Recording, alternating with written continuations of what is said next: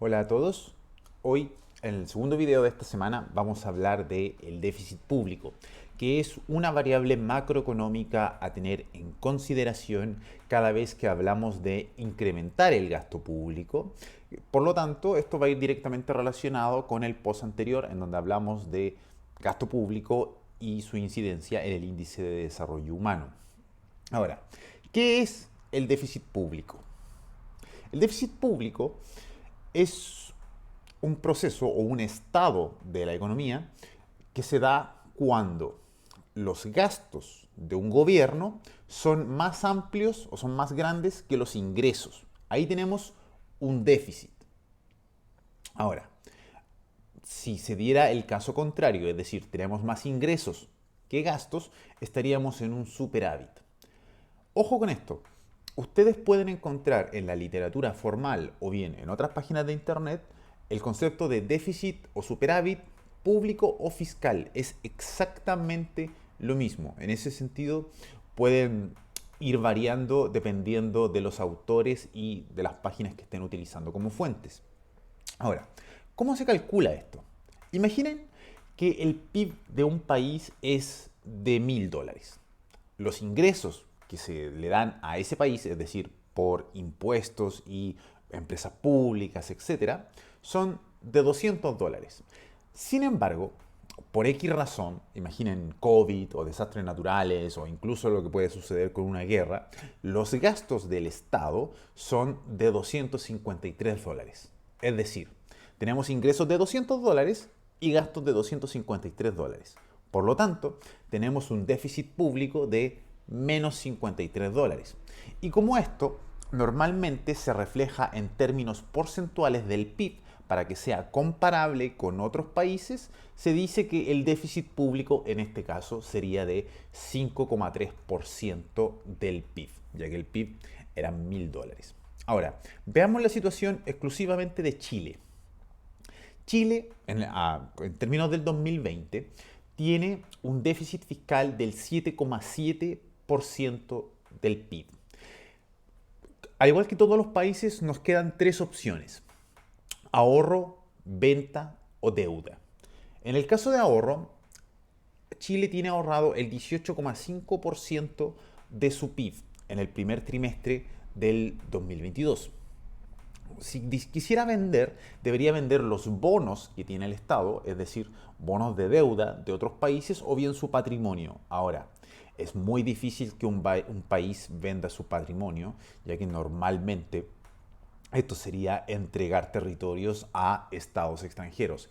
Se ha dado en la historia, pero normalmente se da muy poco.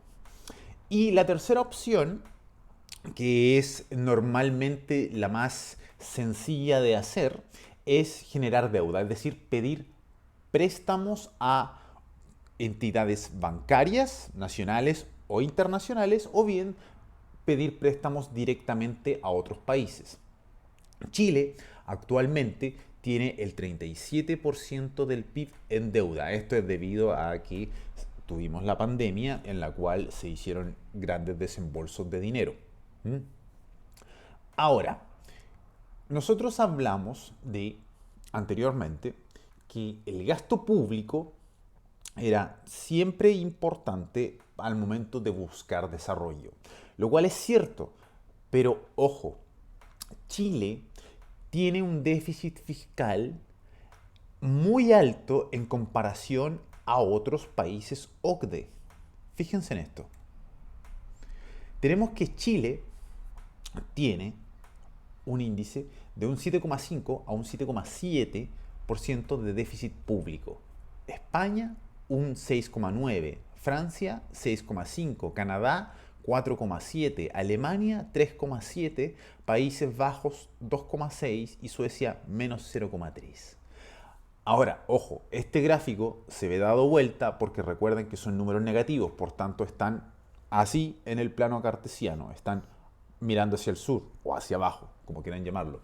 Y podemos ver una línea de tendencia que nos va ejemplificando el cómo países con menor déficit público pueden incrementar su deuda pública. ¿Por qué? Porque son capaces de generar esta riqueza constantemente para poder pagar todo lo que se entiende como derechos sociales.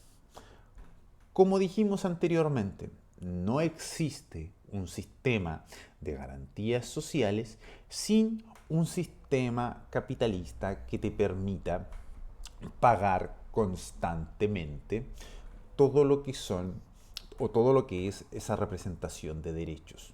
Por lo tanto, todos los egresos constantes, es decir, los pagos constantes de un gobierno, deben financiarse con ingresos constantes en un gobierno.